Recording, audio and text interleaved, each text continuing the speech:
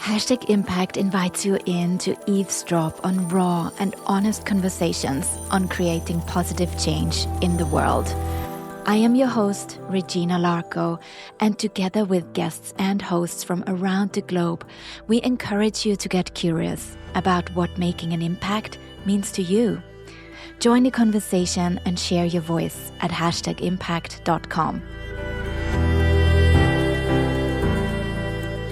Today, I am sitting down with Jennifer Davison, an opera singer, an arts for health professional, social entrepreneur, teacher, and mother. As an American who has lived in Europe for more than half of her life, she is grateful for the culture she comes from, the one she lives in, and the perspective the bit of distance from both gives her. She believes each of our unique voices has the power to unfold untapped potential in ourselves and in the life around us. Welcome to Hashtag Impact, Jennifer. Thank you so much, Vienna. I'm so happy to be with you. So, Jennifer, you do wear many hats. Yeah, You are this amazing opera singer. Actually, I had the chance to see some of your recordings online. Gorgeous. Yeah. You are an educator. You're an advocate. You are a mother. What do you think is your biggest why across all these different roles? Yes. I mean, I had the opportunity in my coaching training to come across a tool called the VIA Strengths. So this comes from positive psychology. And I found out that appreciation of beauty is a character strength. I didn't know that before. And I felt I felt so pleased and relieved by that, because I've always felt this sort of mission inside of being very sensitive to beauty and believing really strongly in the power of beauty. So this famous quote, I think it's actually Dostoevsky, that beauty will save the earth, I'm one of those people that secretly really believes that. And it carries me through my life in so many ways, from, being a child with my instruments, to, growing up and struggling in a career that has to do with the arts, but also being in nature. And I try to share this with my family, with my daughter, of course. It's just, I feel very moved by beauty in the world. And this is my why, that beauty can be a strength for all of us, that it's there for us to tap into, that we all have it. Each of us is beautiful, and it's around us as something that we can tap into to find out who we really are as humans and to reduce human suffering. That's my main why. How do we do that? And I'm so grateful that we actually can pick up on a conversation we had really just a couple of days ago. Yeah. When we met here in Vienna at this beautiful gathering. Let's give a shout out to the wonderful Cosmo Table community, right? And I mean, lucky I was sitting across from you, right? I know, right? And we connected so much over the power of voice, and how voice can also be a positive force for good, for change, and also for health. And I thought your angle was so interesting, one that I hadn't explored so much before. So I'm here today with, an open heart and ear. And I know our listeners will love so much learning from you as well. Why the arts are such a great tool for mental, physical, spiritual health, and what makes them so transformative, and what role the voice plays in all of this. Yes. Great. So many things. So rich. Well, I'd love to actually throw it back to you, if I may, and ask you, and maybe also the listeners, what was a time, if you could think of a time recently when you were moved by a work of art? So does anything pop up? This can be a film, it can be a book, it can be a piece of music or a show. Does something pop into your head? For me, I would have to name a soundtrack of of a of a series that I have been watching. Okay.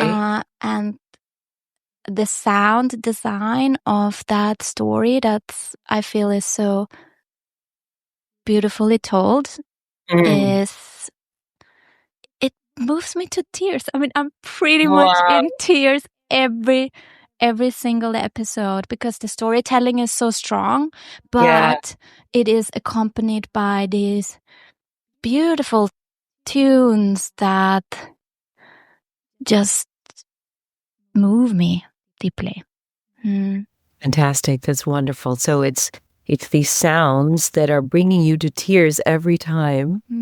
And, if you think about, so it brings you to tears and moves you. So what does being moved feel like? Like, what is that like? Is it a good feeling? Is it, where do you feel it in your body? Do you mind? I'm interviewing you here for a second. Yeah. Sure. It's so intriguing. I love what you're gifting us here, because I'm sure the listeners are now also experiencing that as they are thinking for themselves. Yes, exactly. Right? Everyone right. Yeah. How does that feel? For me, it's here like in the chest area, I would say. Yeah. That's where it sits for me. Like, there where the, the heart, and it gets like really warm and intense, like from inside. I feel something like bubbling up, right? Oh, and I'm moving my hands now for all the listeners that can't see us.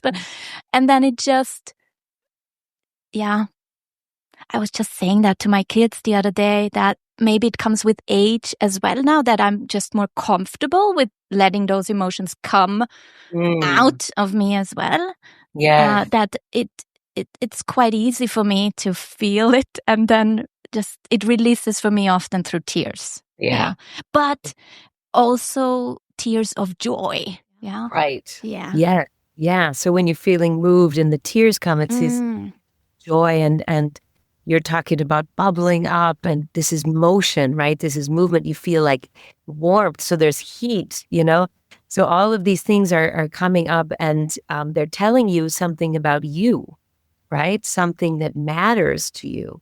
Something in this story is connecting to who you are at a very deep level. And it's bringing that. Yeah, no, and it's bringing that out, right? It's making it physical. It's giving your body that sense. This is you. This matters, right? And this is this meaning. And then I love that when you're telling me about this, that you immediately start talking about your kids, right? Because this is the other thing. Very often when we're experiencing those arts things, we're connecting to somebody, right? We go to a concert with a friend or with somebody we love, or, if we read a book that we love, we want to give it to our friend on their next birthday, or so there's this connective element directly in our lives. But it's also this thing that connects us to just other humans that we don't even know, right? Because this show and this music has been made by other humans you've never met, but they are speaking to you. So there's this instant conversation on a cognitive level, on an emotional level, on a physical level that's going on, and just reminding you, hey, I'm here.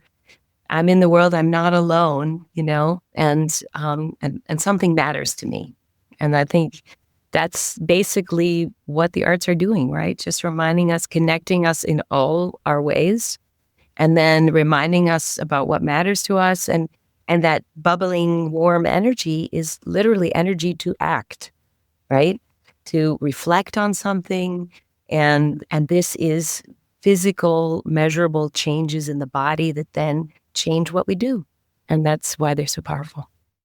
And what would you say is the role of voice then within that conversation for you personally, or for you as you see maybe also the impact of the programs that you have been facilitating through Arts for Health Austria, and also for your own company, Arts Wave. Did I say it right now? Let's give a Art Wave. Let's give a shout out. And of course, all listeners, I highly encourage you, check the show notes. You're going to have all the links there as well, so that you can also read up on and connect with Jennifer and see all the amazing work she's doing. Thank you. Thank you so much. Well, I mean, the voice, for me, the voice is so profound, right? Because when we talk about energy, so what gives us energy in life, right? What we can go for like a month or more without eating. We can go for several days without drinking. But how long can we live without taking a breath, for example, right? It's like, if you're extremely talented and trained, I think if like a deep diver, it could be 6 or 7 minutes max. But for most of us, we're talking about 1 to 2 minutes, right? So that real life energy on this planet is the breath. And what are we doing, when we're breathing? How do we go through the world is telling each other, we communicate. So this is the other thing. Humans need social connection, right? Babies don't survive if they're not held and loved. And this is that social connection. And so much of how we connect to people is through the voice. So you have that breath, that's the physical thing moving through this instrument. Every single one of us has a melodic instrument built into our throats. I mean, that's amazing, isn't it? And we've got rhythm too, I mean, we really are like walking musical instruments. And then, so that breath, that basic energy going through this tiny little thing that just, is like I read today a quote that the voice is the muscle of the soul, So it's something that works to bring the soul out into the world. So that would be one way to talk about how important the voice is. And because of that, happily, there's all kinds of physical benefits to using our voices. And so this is a big part of what the work that I'm doing now with arts and health and in the arts and health field is discovering all of this. I felt it, and you sort of hear, oh yeah, this study said this study said that. But, when you start to peel the onion and just find out all the things that are going on when you are singing, when you're using your voice, vibration and breath, better breath, all this stuff is really balancing us as well as energizing us, as well as calming us. I'm sorry, have I answered your question? I have the tendency to get, bubble over with things, so I'll stop there. And that's, I think, why we are so, why we are a really good match, because I think our energy in that way, we're so passionate about what we do. And then, yes, of course, sometimes we love to just share that passion, and it shines through. I see it in your eyes and how they sparkle, and how your voice changes as well as you are sharing, on how you're taking pauses. So never apologize for that. I'm with you. I'm with you on that. And I really feel that when I heard you speak on another podcast, what I wanted to bring into this conversation as well, when you were sharing about a Wagner piece, and the way you shared about that audacity of this artist. Yes. And for people that are not so familiar with it, I'm happy for you to share a bit more. What do you actually mean by that audacity, and how we can actually bring that into our own change-making journeys as well? Because I think it takes a lot of audacity to feel like I'm not going to play small. I'm going to think big here, and I'm going to be audacious, just like Wagner, who put this incredible amount of people on a stage and whatnot. And what you said there, and feel free to add on to that, of course, you said in that podcast, so often we play too small as human beings. So getting into the theater and being confronted with someone who just lived XXL reminds us, if he can do it, why can't I? And reminds us to hook into our own audaciousness. Yes, thank you. Hey, that's not a bad quote. Yes, and I mean, this is what we get to live. Some people talk about opera and ballet as like the epic arts, because they're so big. And this is what we get to live on the stage. And I totally believe that we are not trained as humans in our cultures, at least in the one I know, and the Western one, to be audacious. We are, especially as women, we're sort of, it's a little bit more like we have punitive systems, like, you get minus points on your test, you don't get plus points. It's like, what don't you have? A lot of focus on what we don't have, what's missing, how we can fix things, so we get permanently in this sort of what's wrong mindset. And this is useful. We need to solve problems. Human beings are also, problem-solving machines. But we have to marry that with this other incredible human power we have, which is imagination. We have to be able to imagine a solution to make it possible. We have to imagine something that's audacious and that's crazy. I mean, like, thinking about Wagner, for example, that not only does he need to write his operas twice as long as every other opera and have maybe twice as many or more people, but then he has to like build his own theater for his own pieces, and it's like, of course, not everybody loves Wagner and you don't have to, but it's just an example that people make a difference, right? They really do. And of course, people are products of their environments and of all the experiences they have. But each one of us has that potential, and we do that in our lives on various levels. And I just feel like we could all be upping our game a little, and that the world is in fact crying out for us all to up our game.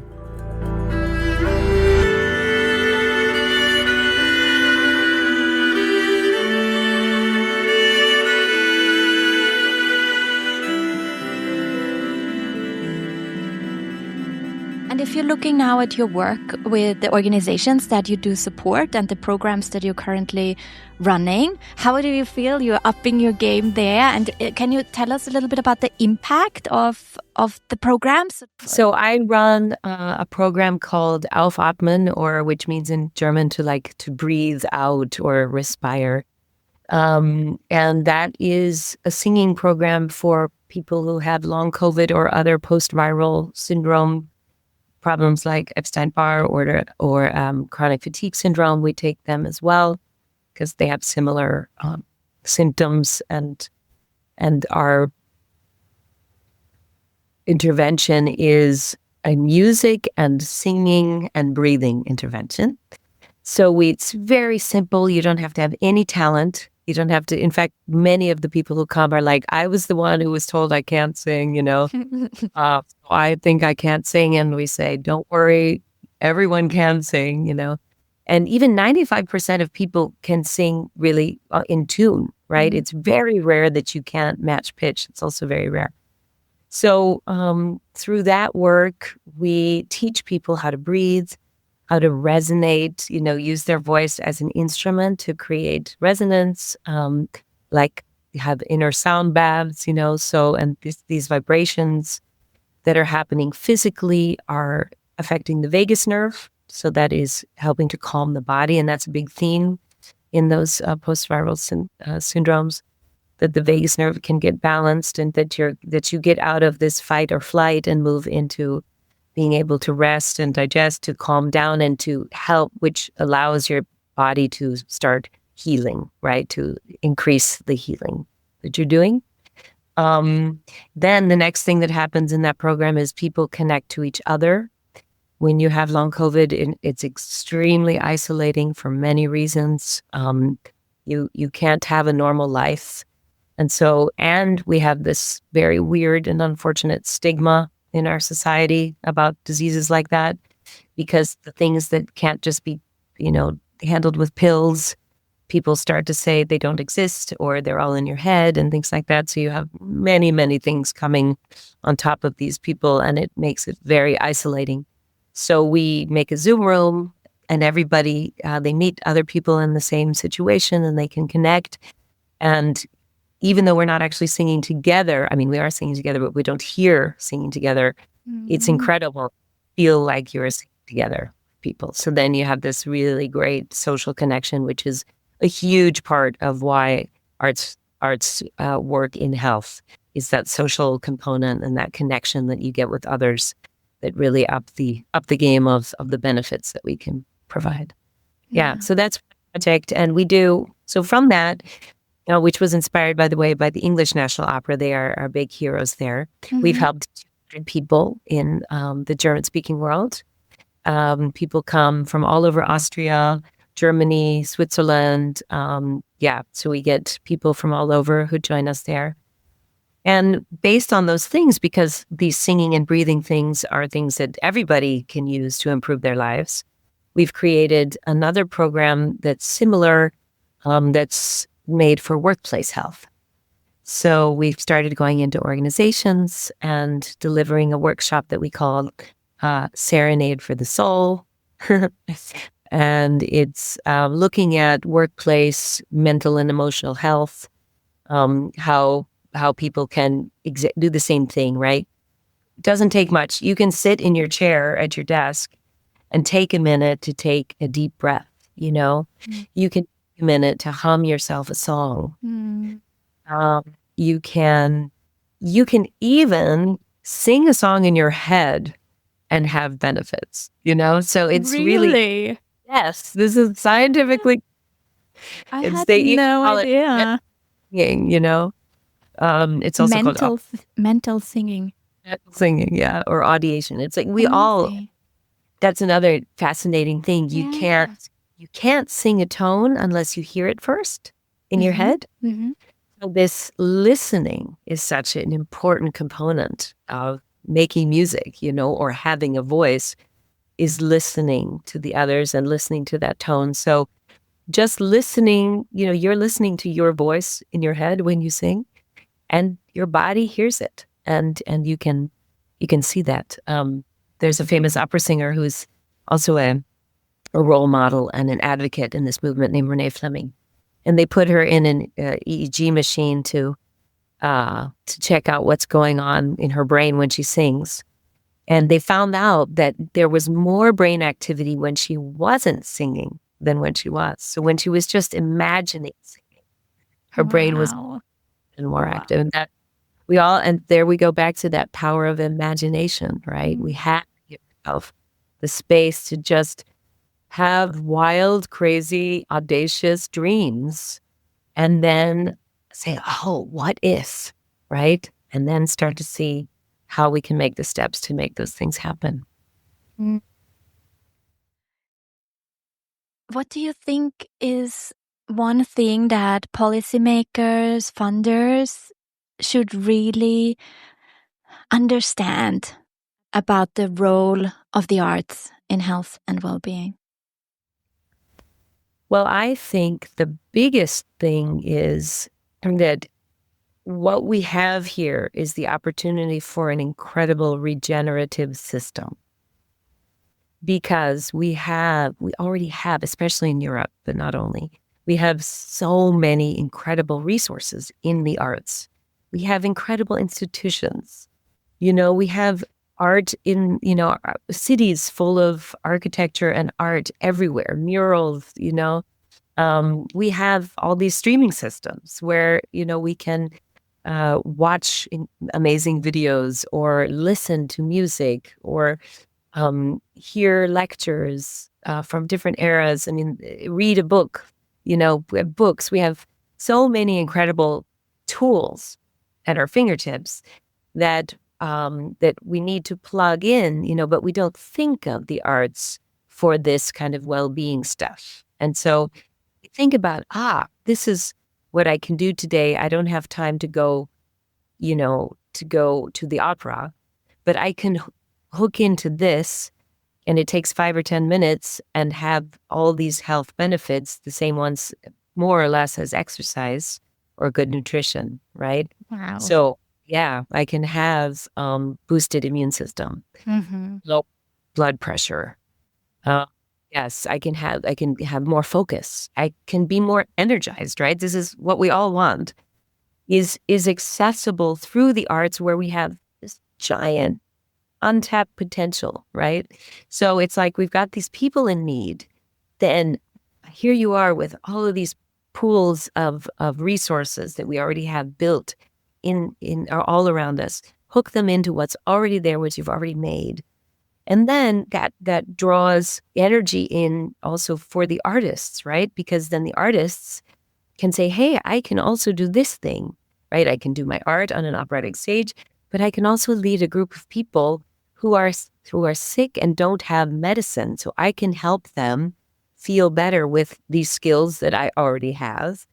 And then the artists are re-energized, going back into that artistic space with new energy, making more resources that go back into making people feel better, A beautiful ripple effect, right? It's really, it's an amazing regenerative system. And I think that's also for sustainability, It's a huge topic. We have to figure out how we can make these sustainable regenerative systems. And the arts and health world is a perfect example of one that would be really easy to make. I mean, it's relatively easy to make. Also because, artists are good at making a lot out of small amounts of things, including money. So it would be taking less money than, many, many things that get invested in are taking. So I would love for funders and policymakers to understand that this is really a win-win-win, also economically, as well as a society, for social cohesion, for education, for health. It's really all the systems have the chance to be lifted up in this environment. Yeah, so this is really our call to action now, to get in touch with Jennifer. And it's all there, I mean, it's all there, and it's so accessible. And I'm so excited that we got to highlight this here today. But, I won't let you go today until you go through the quick fire round with me. Are you ready? There's a quick fire round. Jennifer, making an impact means being your full self. Who inspires you in the way they build community? I have a journalist that I love. Her name is Krista Tippett. Oh my God! Okay, sorry, yes. Is she one of people? Oh, she's one of my people too. Yes, please keep talking. Sorry, I was just so happy to hear her name. No, she's so amazing. I stumbled upon her podcast, 10 years ago.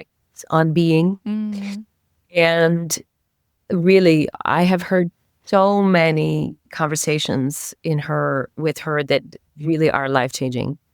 And I love feeling like she in her podcast, I learned once about this idea of critical yeast. And that each of us has this, where this little thing that, the yeast that you put on in the flour, that's what makes the bread rise, right? And it's just that little bit of stuff. And that, I love this image, right? I think it's so good also for us as artists, because we always feel like, oh, we're so small. No, you are this yeast, and you just, this sprinkle of you don't know what kind of rising that's going to bring. And so shout out to Krista. Yeah. She's amazing. She's amazing. What could everyone do right now to make the world a better place? What could everyone do? Well, I believe that because we're all in a lot of tension and fear and uncertainty. And so I think the main thing right now is that we find our well springs for our own well-being. And that can start with breathing more deeply. Yeah, breathing in, fully letting your lungs take in everything they can. I'm doing it right now. Yes, breathing more deeply just a couple of times. Whenever you think about it, just breathe deeply, because that gives your body the signal, we're okay. Everything's okay, right? Then all of your cells literally go, oh, we're all right? Which means you can access all those really good parts of your brain, like imagination, creativity, inspiration.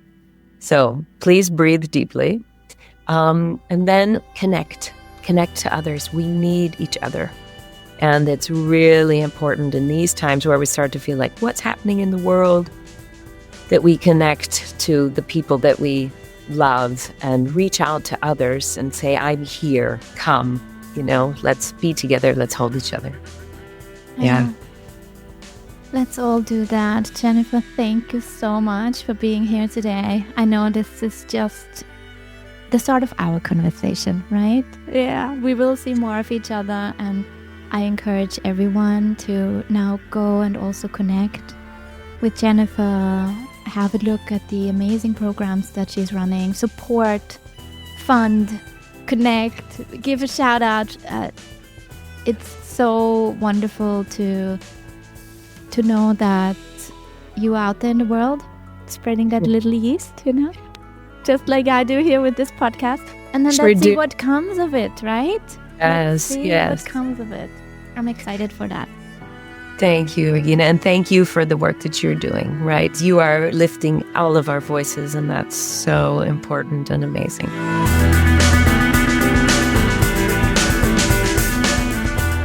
Thank you so much for joining today. If you would like to get your voice heard on #Impact, just send a voice note at #impact.com/story. I will include the link in the show notes as well, so you can easily find it. And if you love what you're hearing here, please tell your friends about it too. I talk to you soon. Bye.